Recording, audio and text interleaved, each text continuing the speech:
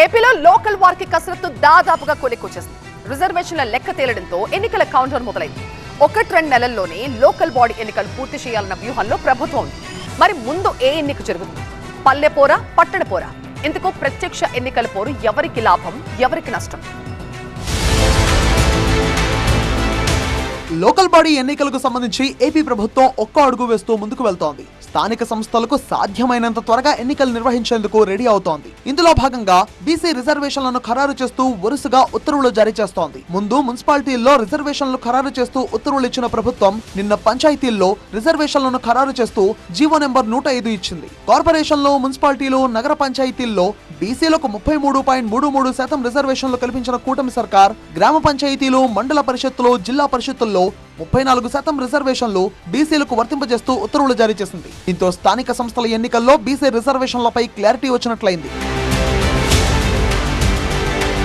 వాస్తవానికి ఏపీలో గ్రామ పంచాయతీల పదవీ కాలం ఏప్రిల్లోనే ముగిసింది. అప్పటి నుంచి స్పెషల్ ఆఫీసర్ల పాలన ఉంది. ఇటు మండల, జిల్లా పరిషత్ల పదవీ కాలం వచ్చే నెలాఖరుతో ముగుస్తుంది. 16వ ఆర్థిక సంఘం మార్గదర్శకాల ప్రకారం స్థానిక సంస్థలకు నిధులు రావాలంటే పాలనాపరమైన ప్రక్రియ పూర్తి చేయాలి. అంటే ఈ ఎన్నికలు పూర్తయితేనే 16వ ఆర్థిక సంఘం నిధులు రాష్ట్రానికి అందుతాయి. అందుకే ఈ స్థానిక సంస్థలకు ఎన్నికలను 1-2 నెలల్లో పూర్తి చేసే వ్యూహంతో సర్కారు ముందుకు వెళ్తోంది. సీఎం చంద్రబాబు బీసీలకు ఇచ్చిన మాటను నిలబెట్టుకున్నారని టీడీపీ నేత బుద్ధా వెంకన్న అన్నారు. ఈ ఎన్నికల్లో కూటమి అభ్యర్థులు సత్తా చాటుతారన్నారు. చంద్రబాబు నాయుడు గారు ఒక్కసారి చెప్పారంటే 100 సార్లు చెప్పినట్టే.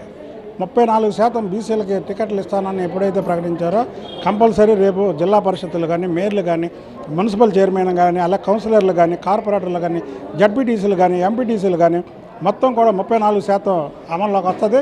అలాగే లోకేష్ బాబు గారు చెప్పారు 50% మహిళా ఇదని. ఇవన్నీ కూడా తప్పకుండా తండ్రి కొడుకులు మాట తప్పరు, మడం తిప్పరు. మాకొకటే, మాకు ముఖ్యమంత్రి పదవులు వద్దు, మాకు ముఖ్యమంత్రి పదవి కోరుకోం. మేము మా బీసీలో వర్గాలకి ఎవరైతే బాగు చేస్తారో ఆ నాయకుడిని మేము కోరుకుంటాం.